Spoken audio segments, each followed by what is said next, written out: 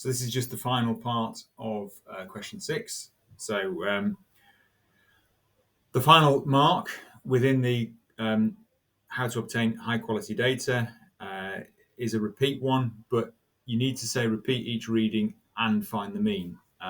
It's no use repeating each reading and then there's no comment. So just saying repeat, and lots of people said a very similar phrase that they appear to have learned, but that phrase isn't going to get them marks. Instead, repeat each reading to get high quality data or to get quality data. Well, you don't do that unless you actually find a mean. You could talk about repeating each reading, remove anomalies, and then find a mean.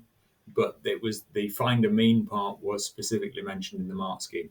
There are other ways of getting each of those pairs of marks. So change the temperature using a sensible method. There were a few different ways of doing that.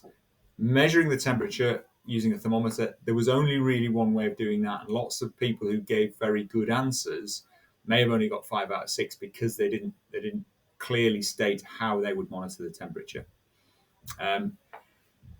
Keep the height dropped the same, and I would expect you to mention how you would do that. There were no marks for it, but you cannot predict, you cannot know what the mark scheme is going to say before you do the exam. Neither can I, and neither can any examiner or teacher. We can't predict exactly what the mark scheme would say. So a sensible answer would also have some mention of how you would keep the height the same and how you would measure it using a meter rule.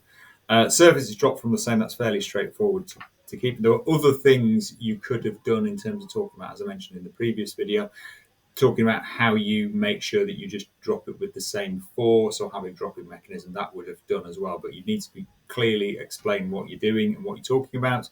Range of temperatures is a good one. It's a good one in terms of giving the person, giving the examiner a clear idea that you have some understanding of a sensible range of data. That would be doable within a lab using a water bath. That's achievable. Each 10 degrees means that we're up to, as I said, 7 readings. 5 degrees gets you 14 readings. 1 degree is probably a bit too many, but there's no reason why you couldn't say that.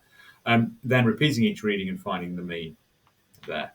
And I did make a mistake and I would have crossed it out, but for this, just to be clear, repeat each reading and find a mean gets you the final of the 6 marks.